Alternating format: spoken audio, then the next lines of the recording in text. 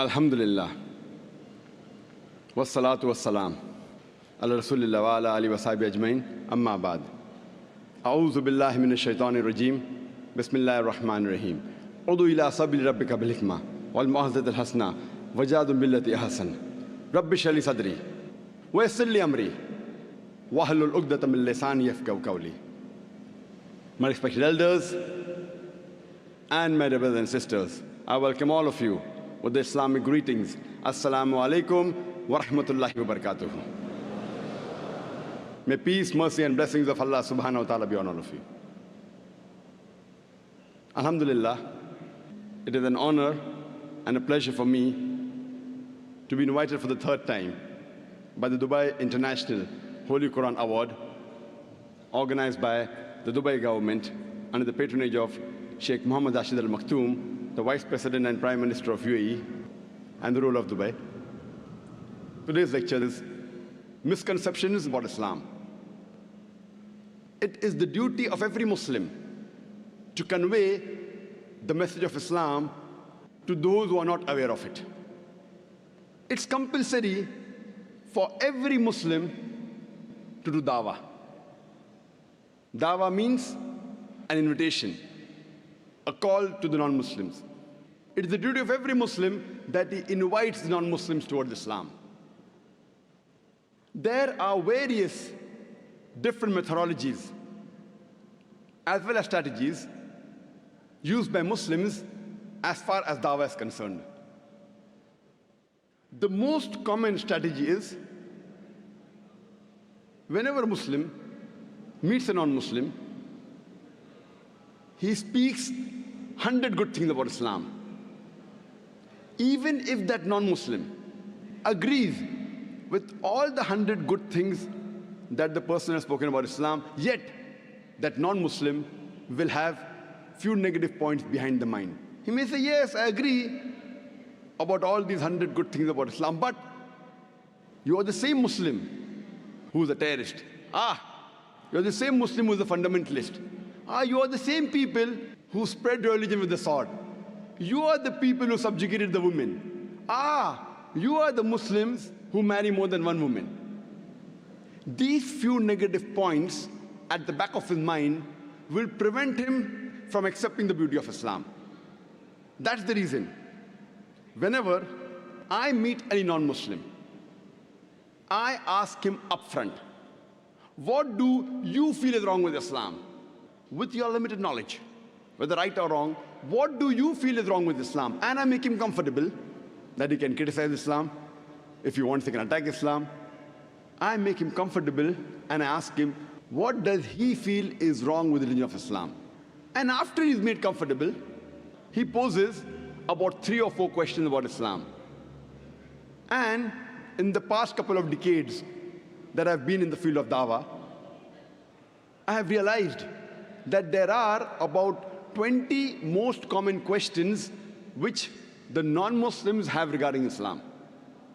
When the non-Muslim poses 3 or 4 questions about Islam, invariably these 3 or 4 questions fall amongst the 20 most common questions. If all the Muslims know the reply to these 20 common questions posed by the non-Muslims with reason, logic and science, with the quotation from Quran and Sahih Hadith, and the quotation of the scripture of the non-Muslim, even if he cannot make the non-Muslim accept Islam, at least he can neutralize the animosity that is there in the minds of the non-Muslims. At least he can neutralize the negative feeling that the person has regarding Islam. That's the reason it's very important that we Muslims are aware about these 20 common questions. How do these 20 common questions arise in the minds of the non-Muslims? Every day, the non-Muslims, they are being bombarded by the international media regarding misinformation about Islam. There is virulent propaganda regarding Islam in the international media. Whether you read the international newspapers, the international magazines, the radio broadcast stations, the television satellite channels, the internet, we find there is virulent propaganda regarding Islam.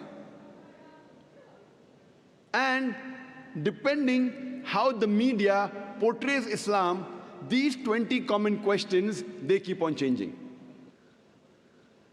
The 20 common questions that were there a couple of decades earlier, they were different than what they are today.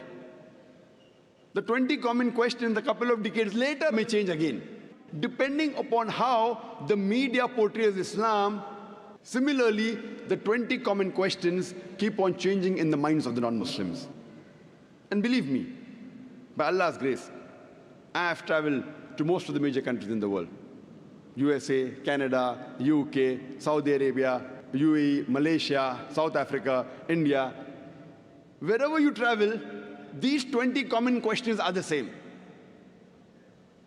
There may be an additional 1 or 2 questions depending upon the local surrounding and the environment of that place.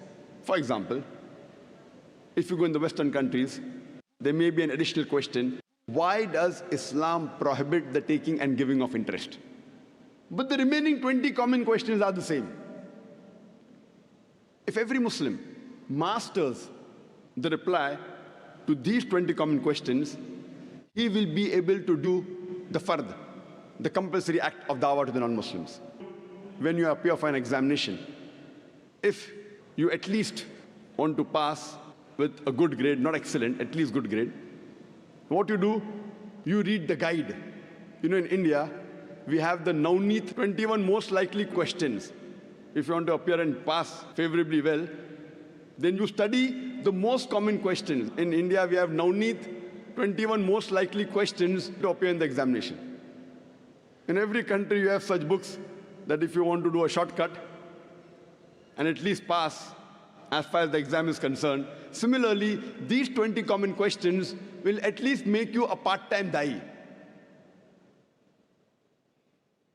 If it cannot make the non-Muslim accept Islam, it will at least remove the animosity that is there in the mind of the non-Muslim.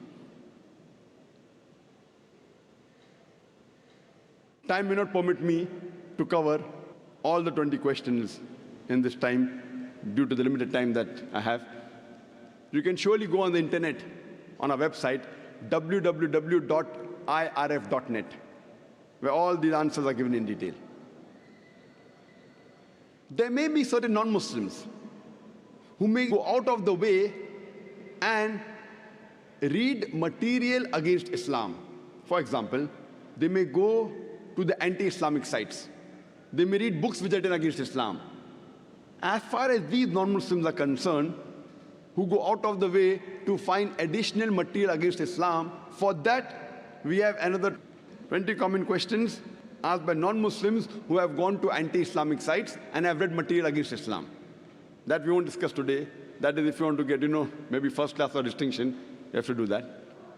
The reply to these 20 common questions asked by non-Muslims who go to anti-Islamic sites is also given on our website, www.irf.net. As far as today is concerned, I will try and cover the major questions, the first, more than 50% at least, of the 20 common questions asked by non-Muslims regarding Islam.